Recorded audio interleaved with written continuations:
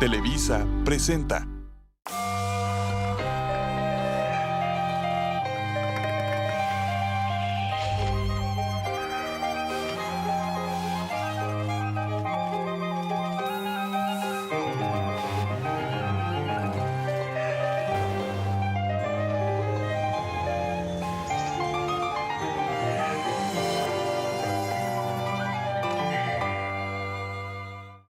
Pedro Armendáriz fue un hombre culto, cuya belleza física le abrió las puertas del cine, pero con disciplina y respeto por la actuación, logró convertirse en una de las figuras más reconocidas a nivel nacional y mundial durante varias décadas.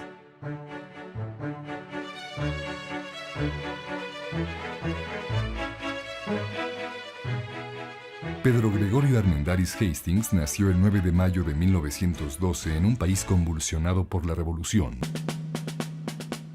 pero en un hogar lleno de armonía y amor. Su padre, don Pedro Armendáriz García Conde, era propietario de una refaccionaria para ferrocarriles. La revolución maderista había sido benéfica para el negocio, así que su situación económica era bastante buena. Su madre, doña Adela Hastings, había nacido en Roma, Texas, de madre mexicana y padre británico. Cuando Pedro nació, su padre tenía 52 años. La llegada del nuevo miembro de la familia lo llenó de gran felicidad. El pequeño Pedro tuvo una infancia favorecida por la inquietud de unos padres protectores y preocupados por su futuro, sobre todo ante la dificultad de inscribirlo a una escuela debido al levantamiento armado. El primogénito ocupaba todo el universo paterno y había heredado los rasgos de su madre, ojos verdes, nariz recta y fina, que se combinaban con un carácter alegre, propio de un niño consentido y feliz. 7 años después nace su hermano Francisco. Cuando todo parece ir bien, en 1921, la familia sufre el primer terrible golpe. Don Pedro muere repentinamente. Doña Adela, viuda, decide regresar a Texas con sus padres con el propósito de ofrecerles seguridad a sus 2 hijos. Sin embargo, 2 meses después de la muerte de su esposo, también ella muere víctima de la tuberculosis. Los abuelos maternos se hacen cargo de los pequeños. Al poco tiempo, Pedro es inscrito en la primaria para que aprenda inglés. En 1928, cuando Pedro tenía 16 años, viajó a California con su tío Francisco, donde inicia estudios de periodismo en la Escuela Politécnica de California. La familia se ocupa de que no pierda contacto con su origen mexicano y mantenga su nivel social y económico. Mientras, las propiedades de la familia Armendáriz en México quedan a cargo del primo Manuel Armendáriz, 25 años mayor que Pedro. En el colegio se desempeña como un estudiante promedio que sobresale en inglés, educación física y periodismo e historia. Además, con ese veloz entusiasmo con que abrazaba toda actividad que le interesara, se dedicaba a la actuación teatral. Pedro termina sus estudios en 1932. El siguiente paso es encontrar empleo, que se presenta doblemente complicado para Pedro, pues era una época que resentía la crisis del 29 y además la prensa norteamericana no contrataba a mexicanos. Por otro lado, los diarios chicanos se producían a un nivel artesanal que no podía cubrir las expectativas de un egresado universitario. Decide entonces regresar a México para hacerse cargo de la herencia de sus padres. Al llegar encuentra un país distinto y ya apaciguado después de tantos años de conflictos armados. Sin mayor problema se emplea como colaborador y corrector de estilo de una revista local que informa de todo. Al mismo tiempo y gracias a su buen inglés se desempeña como guía de turistas del servicio Pullman de Ferrocarriles Nacionales, donde se hará de grandes amigos. La buena crianza la trae en las venas y gusta de vestir bien, pero la elegancia sale cara y apenas si vive al día. Sus hermosos rasgos y distinguido porte llaman la atención de aquellos incipientes cineastas que se reúnen en el café del Hotel Regis. El que Pedro hablara inglés y hubiera hecho teatro lo convertía en el candidato perfecto para realizar algunas producciones mexicanas que se hacían en ambos idiomas. Aunque él parecía nada interesado, le pintan un panorama muy atractivo y logran convencerlo.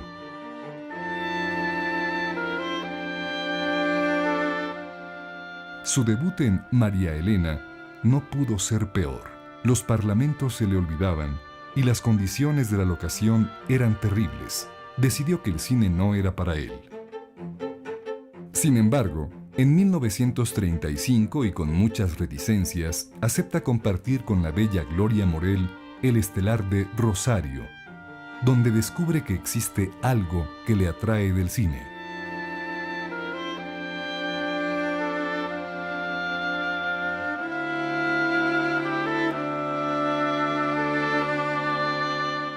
¿Que yo te quería ver? La verdad no. ¿Quién te dijo eso? Pues fue Cañuto y me dijo que tú me querías. ¿Que yo te quería? La verdad no. Ya sabes que yo...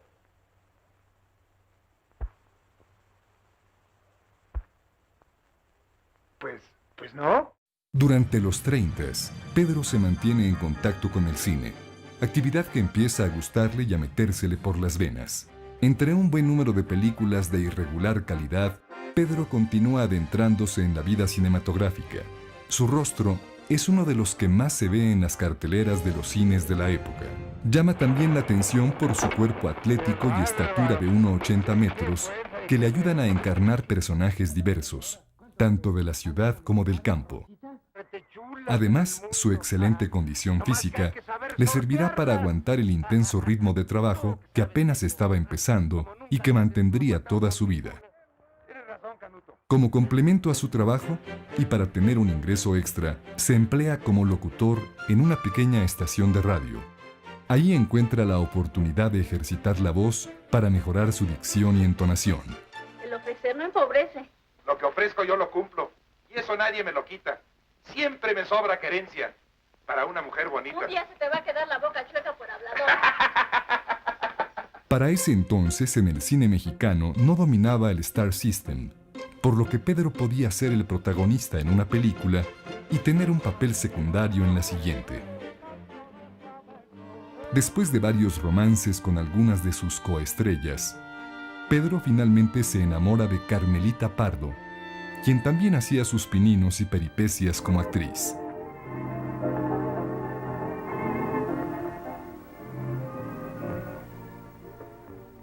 Verás cómo para fin de año tendré muchas crías muy finas y entonces... ¿Entonces qué? Pues ya sabes. No sé. Pues... ¿Pues qué? Entonces los potros no serán míos. Serán de los dos. Tuyos y míos. Si tú quieres. Carmelita, igual que él, llegó de Estados Unidos en 1932 junto con su madre, Eva Limiñana Salaberry, quien era guionista y firmaba con el seudónimo de la Duquesa Olga. 1938 es un año de gran actividad para Pedro y la película El Indio le trae un reconocimiento especial.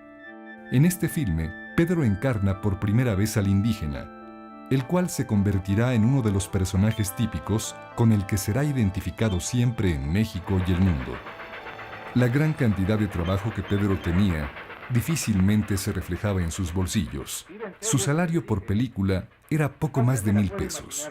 En un jardín cortando flores. O en un baile con vestido vaporoso. O yendo a la iglesia con las monjas. Todo menos pelando pata. ¿Y por qué no? Todas las mujeres saben cocinar. ¿Que su esposa no le prepara cenas? No tengo mujer. Situación que le preocupaba, pues había prometido a Carmelita que se casarían cuando juntara 50,000 pesos y 1939 era un año que se veía nada prometedor para la industria cinematográfica. Pedro y Carmelita llevaban un romance muy discreto y hasta cierto punto liberal para la época, pues cada uno podía salir con otra pareja sin que hubiera reclamos. A pesar de que el trabajo escaseó repentinamente, Pedro y Carmelita deciden casarse sin importarles la oposición de doña Eva, quien deseaba para su hija un esposo con mejor situación económica. El trabajo en la radio le ofrecía a Pedro el ingreso extra que mucho necesitaba además de que tenía la oportunidad de dejarlo por temporadas para cumplir sus compromisos con el cine. Por ese entonces, también participó en el Pan American Theatre, que montaba obras de teatro en inglés.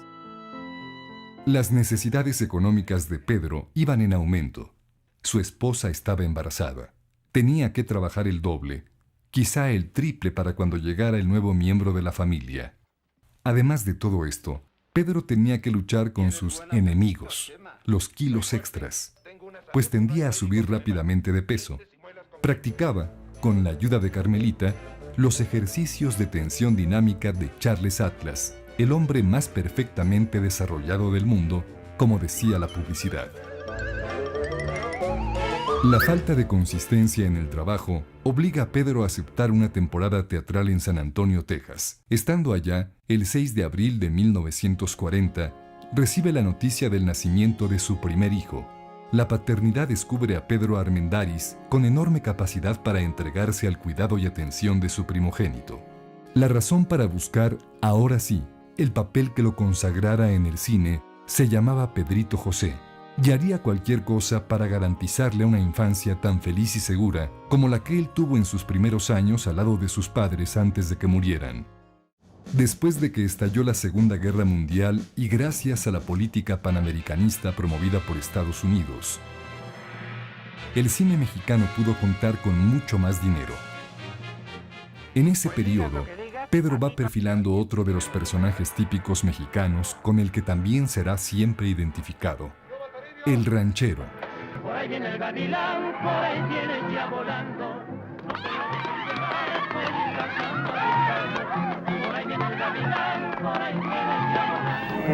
Para 1942 participa en la película que fue clásica del panamericanismo, Soy puro mexicano, en la que interpreta al bandolero Lupe Padilla.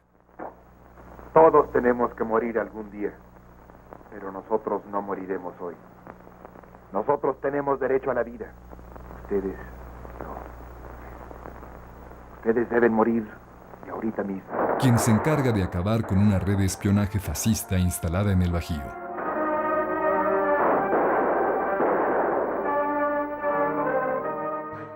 En 1943 participa en el serial Las Calaveras del Terror.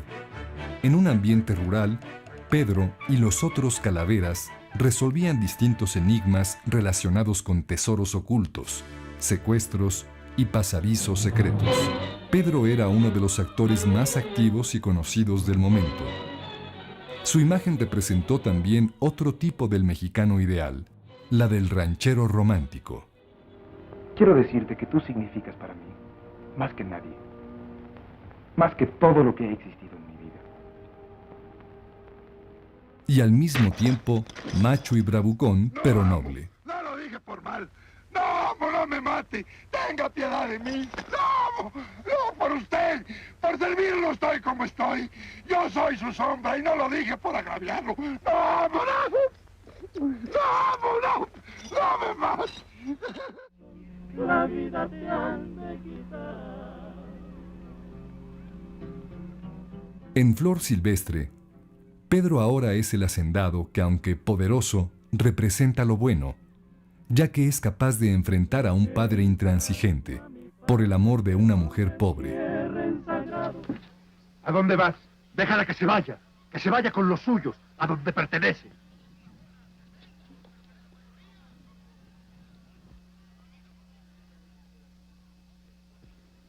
¿Qué le ha hecho usted a mi esposa? ¿Qué has dicho? ¿Tú qué? Mi esposa. Esperanza es mi esposa, padre.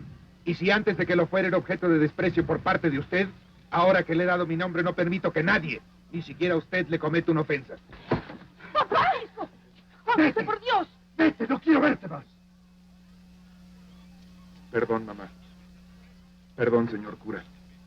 El papel protagónico femenino estuvo a cargo de Dolores del Río, quien después de trabajar 15 años en Hollywood, regresó a México para darle un segundo aire a su carrera. Nada para mí más que tú. Desde que me casé contigo, Esperanza, nadie significa nada para mí más que tú. Así es que lo pueden tomar como quieran. No digas eso, José Luis. A los pocos meses filma María Candelaria, nuevamente bajo la dirección del Indio Fernández y Dolores del Río como su coprotagonista. En esta cinta, Pedro es otra vez un indígena, cuyos rasgos son exaltados y sublimados por esa estética de lo mexicano que formularon Emilio el Indio Fernández y el fotógrafo Gabriel Figueroa, y que respondía apropiadamente al nacionalismo de la época. ¿Qué saliste a vender flores? Porque don Damián quiere que le paguemos. O nos quita la marrana. No te enojas conmigo por lo que pasó, ¿verdad? Enojarme no, pero no quiero que los del pueblo te vuelvan a agraviar. ¿Sabes, María Candelaria? Lo mejor es que nos vayamos de aquí. A Santa Anita, a Iztacalco, o más lejos, donde nadie nos conozca ni nos haga daño, donde podamos vivir en paz. ¿Y nuestras chinampas? ¿Y nuestras flores? Aquí nacimos los dos, y aquí hemos vivido siempre.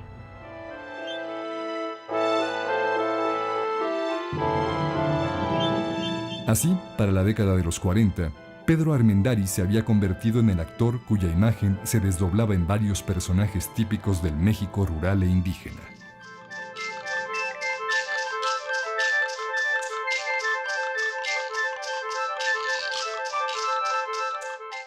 Después de varios tropiezos, toda la industria cinematográfica y el propio Pedro parecen vivir sus mejores momentos.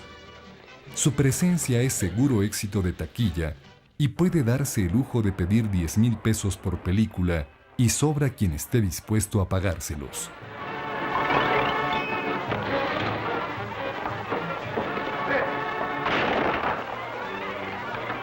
Usted, yo nada he tenido que ver en todo esto, que me causa pena, dolor.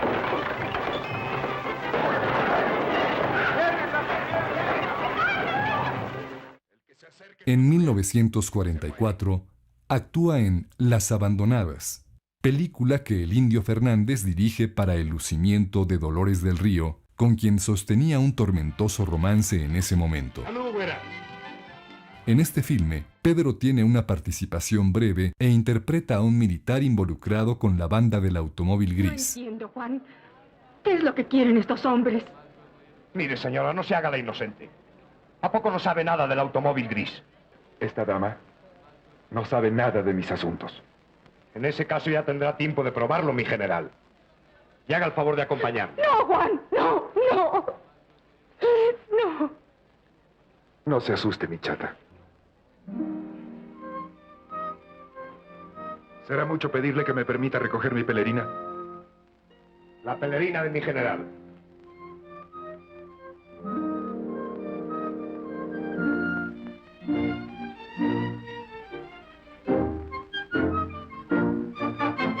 ¡Cuidado!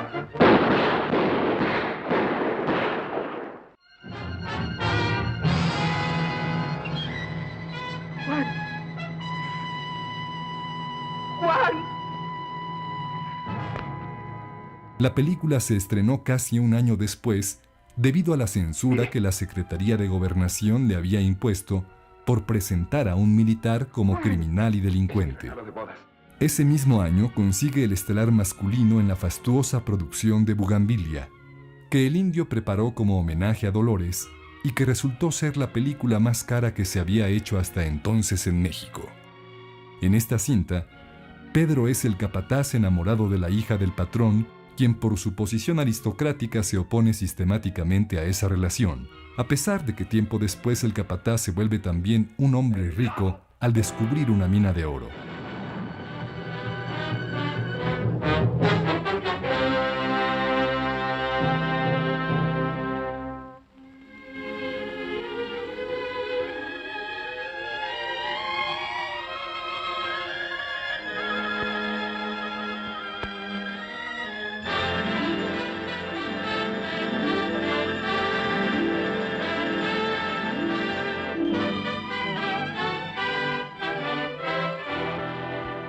En 1945 Hollywood se interesó en él. Viajó a Los Ángeles con su familia muy entusiasmado. Aunque fue bien recibido, las ofertas que le habían hecho se desvanecieron. No obstante, en México le esperaba la filmación de la película que llegaría a ser una de las más importantes de su vida y de todo el cine mexicano, La Perla.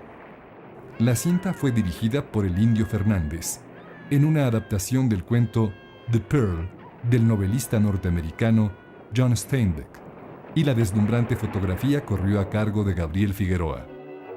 La Perla se filmó en 1945 en inglés y español, y Pedro compartió el papel protagónico con María Elena Márquez. La versión en inglés de esta película la convertía en la primera producción mexicana que sería exhibida en los grandes circuitos de Estados Unidos. Tira la perla al mar. Quiébrala entre dos piedras. Destruye la perla porque si no, ella nos va a destruir a nosotros. Yo haría cualquier cosa por ti, Juana. Pero eso no puedo. Yo he visto en esa perla una mejor vida para nosotros. Juanito tiene que aprender a leer. Tiene que saber lo que es un libro. En esa perla yo he visto la libertad, Juana. Y yo he visto la muerte y la soledad.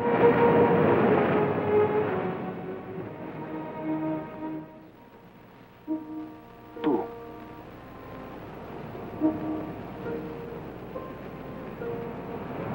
No. Tú.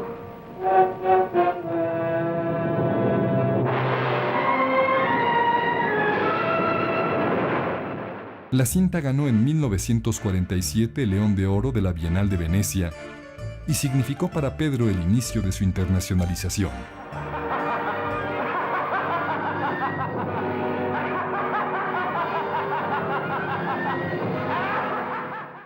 En la llamada época de oro del cine nacional, Pedro Armendáriz era ya toda una figura que encabezaba las películas más taquilleras y exitosas. Era reconocida su capacidad actoral y todas las mujeres lo consideraban un galán seductor. Mientras, su vida matrimonial se aprecia sólida y armónica con una esposa comprensiva y ecuánime que se desempeña como efectivo contrapeso a su personalidad efusiva y temperamental. ¿Piensa usted tener hijos? Docenas de hijos fuertes, sanos, valientes, guapos. Ya verá usted. ¿O qué no lo cree? Mire, señorita, yo soy uno de esos tipos que pueblan una región, que crean raza. Ay, Dios mío, esperemos que no sean tan... No se asuste usted, aquí hay dinero y energía para todos. Bueno, eso Dios dirá. Dios y Chema Cruz, mita y mita. Ya dejé eso. Hay otra condición. ¿Otra? Se estipula también y solemnemente que si entre su esposa y usted surge desavenencia grave, la esposa regresará a esta casa al lado de su padre sin que usted se oponga. Ah, caray. Eso sí está más difícil. Bueno, pero ¿qué me importa si al cabo ella, pase lo que pase, no va a querer separarse de mí nunca? ¿Vuelve la vanidad? Sigue la seguridad. Por eso lo acepto también. Después de sus éxitos con Dolores del Río, Pedro empieza a trabajar al lado de María Félix, la otra gran estrella del momento. Enamorada es la primera película que filman juntos y Pedro interpreta a un militar revolucionario. Con este papel, al igual que con el del ranchero y el indígena, Pedro completa la trilogía de personajes con los que será identificado toda su vida.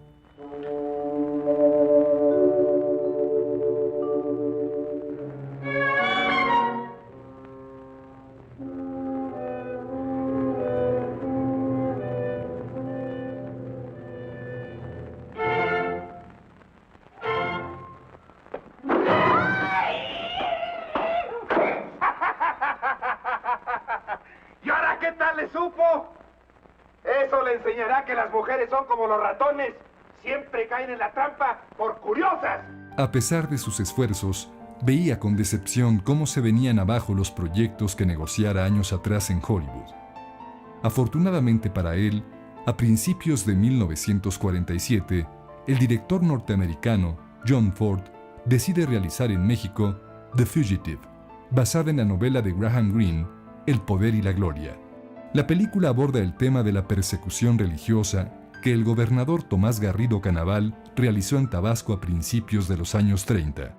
Para ese mismo año, Pedro vuelve a ser papá, ahora de una pequeña a la que le ponen el nombre de Carmelita, como su mamá.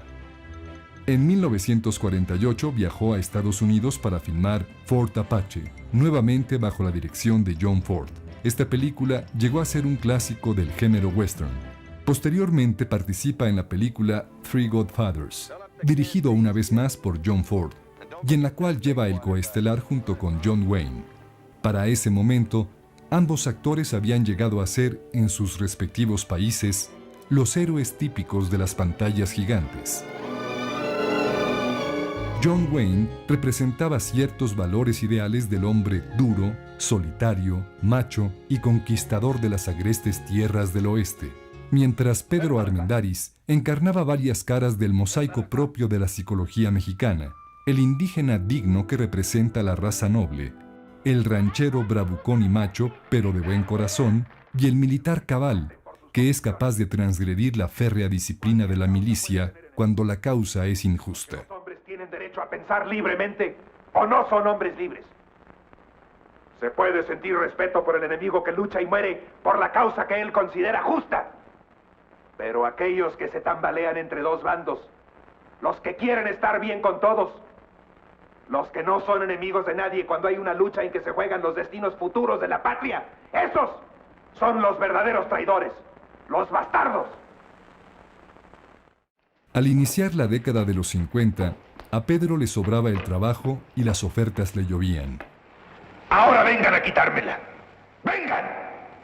¡Vengan! Así, en Tierra Baja, interpreta a un hombre humilde de campo, valiente, que no tiene miedo de enfrentar a los hombres poderosos. Qué contentos los veo a todos. Y yo más.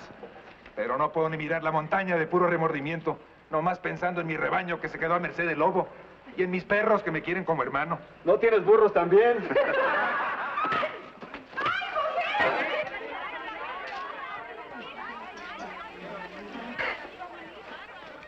A ver quién quiere reírse de mí ahora. En 1951, y gracias a Roberto Gabaldón, Pedro pudo encarnar un personaje diferente. En La noche avanza, escrita por Luis Espota, la película cuenta la vida de un pelotari del frontón México que es capaz de pasar por encima de cualquiera para mantenerse en la cumbre. Sí, yo soy Marcos. Estoy acostumbrado al triunfo. Y todos también se han acostumbrado a verme triunfar. Es lógico. Nadie se fija en los fracasados, ni siquiera en el grado suficiente para acostumbrarse a sus fracasos. Por eso no dejaremos nunca de ser los vencedores. Yo soy de los victoriosos, de los fuertes. Los débiles merecen su destino lamentable y sin grandeza.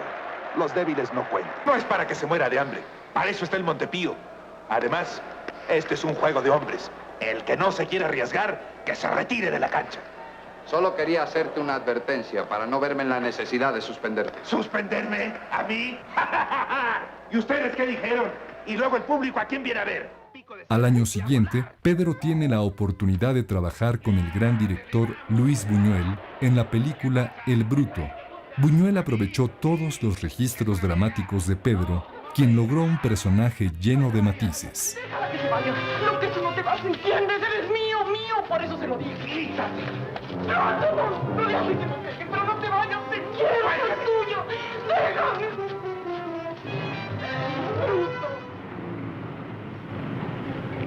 ¿Qué pasó, Meche? Nada, ya ve. Nomás llegaron temprano y empezaron a trabajar. ¿Y tus cosas? Me las alzó doña Marta.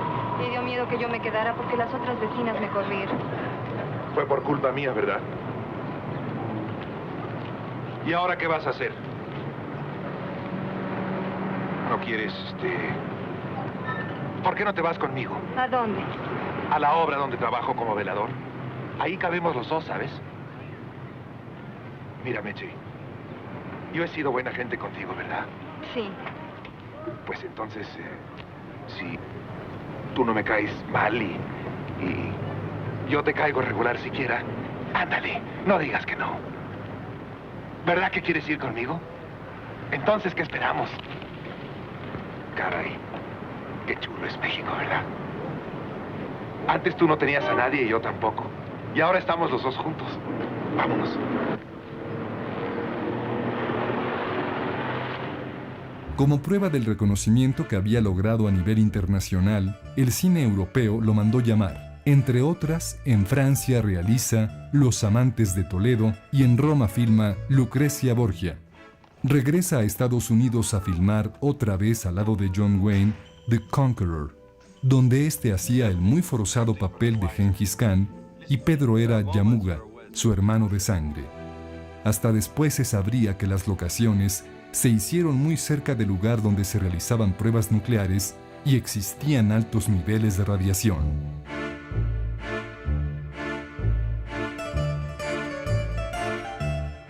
Después de un tiempo en Europa y de actuar en varias películas,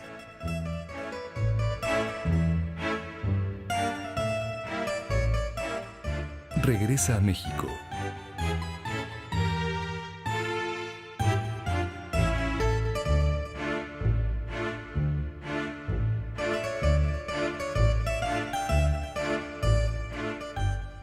Y en 1958 empieza a filmar 3 largometrajes sobre Pancho Villa.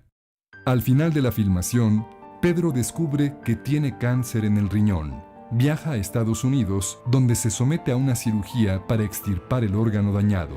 Posteriormente, se descubriría que más de 15 personas que participaron en 1954 en la filmación de The Conqueror, en el desierto de Nevada, murieron de cáncer. Después de un tiempo de convalecencia, Pedro regresa a los foros a trabajar aparentemente con mayor ímpetu, impulsado quizá por el temor oculto que le hacía sentir la fragilidad de la vida. Veo que no me mintieron al hablarme de las bellezas del trópico. Cuando inicia la década de los 60, Pedro había hecho en tan solo 2 años 18 películas, una tras otra, viajando de un continente a otro. Su prestigio mundial le podía permitir darse el lujo de elegir las películas. El problema era que en México no había mucho de dónde escoger. Mientras los directores hacían casi milagros para sacar adelante sus proyectos, Pedro participa en películas extranjeras en las que no se escatima nada para la producción. La razón para aceptar proyectos débiles como Juan Charrasqueado, El Charro y la Dama, consideradas de baja calidad, se debía a que Pedro tenía compromisos que por diversas circunstancias se habían pospuesto y que llegado el momento debía cumplir. ¿Cómo te habíamos extrañado? ¡Mi zarca esta! ¡Qué bien, eh! Este sí es todo un caballero. No ciertos payos que se creen que pueden dominar a todas las mujeres. ¿Y las dominan? ¡Será sus indias mugrosas! Seguro. Las otras no valen la pena, salvo honrosas excepciones. Por aquí tenemos un dicho que dice: como soy buen mexicano, consumo lo del país. ¿Qué te ganas? ¿Qué me gano? ¿Y qué se gana mi hermano con comer de otro maíz? El trabajo excesivo y el paso de los años empiezan a mermar su salud. Pedro decide darse un respiro y en 1960 busca nuevos aires que lo llevan a experimentar en la televisión y a retomar el teatro con más intensidad. En televisión volvió con el personaje de Villa que tanto éxito había tenido en el cine. Señora, yo soy Francisco Villa y quiero de una vez aclarar... Oye, Pancho, por favor, ven acá. Ven a mirar lo que dice este periódico de Chihuahua. ¿Es verdad que ya te mataron, compadre? Pues no te lo puedo decir de seguro, compadre, pero a lo mejor así es y no me lo han comunicado todavía. ¿Qué es esto? Bueno, pues, nomás les voy a hacer una recomendación. Que no hayan mucha bulla en mi velorio. Y o mejor que ni siquiera se presenten, porque creo que tengo derecho a descansar en paz. Era un buen hombre. Tuvo pecados. Fueron muy chiquitos. Hizo teatro y explotó su faceta cómica en El Carrusel del Amor. Tiempo después regresa a Europa a filmar lo que será la segunda película del agente secreto británico James Bond, From Russia with Love. A los pocos días de trabajo, empezó a sentir fuertes dolores. El cáncer estaba presente de nuevo. Hasta que concluye la filmación, se pone en contacto con Carmelita para decirle que se encuentra muy enfermo, aunque no le especifica de qué. Solo desea que su compañera de toda la vida esté con él. Regresan juntos a México. En el aeropuerto, es recibido por el resto de la familia que se impacta al verlo tan debilitado. Su cuerpo atlético y rostro luminoso de sonrisa pronta parecían haberse marchitado. Después de varios días de sufrimiento y dolor, Pedro muestra ante su familia una actitud tranquila y serenamente organiza su viaje a Los Ángeles, donde se internará para que se le realicen estudios y los tratamientos necesarios. Carmelita lo alcanzaría unos días después. Pedro le pide que se lleve la pistola Magnum 357 que le había regalado su amigo el cantante Miguel Aceves Mejía, porque según le dijo, quería cambiarle las cachas. Al final cambia de opinión y se la lleva él mismo. Ya hospitalizado, es sometido a radiaciones periódicas e inyecciones, pero cada vez le resulta más difícil soportar el dolor. Hasta que una mañana de junio de 1963, Pedro Armendáriz, en un ritual propio de los guerreros, decide morir como un samurái o un antiguo romano antes que caer vencido por el cáncer. Años atrás había declarado que esta era una enfermedad cruel, que él no podía aguantarla y era mejor darse un balazo. 18 de junio de 63. Y entonces me dijo, ve a traerme un sándwich de, ya ni me acuerdo de qué, y tráete algo para ti. Dice, porque ya no soporto la comida del hospital. Bueno, digo, está bien, ahí voy. Cuando regresé, lo encontré fallecido. En el mero corazón lo hizo. Con su muerte se perdía uno de los pilares de la cinematografía nacional, cuyo rostro dio vida a personajes arquetípicos de un México idealizado y mistificado por el cine, pero aceptado y reconocido a nivel mundial.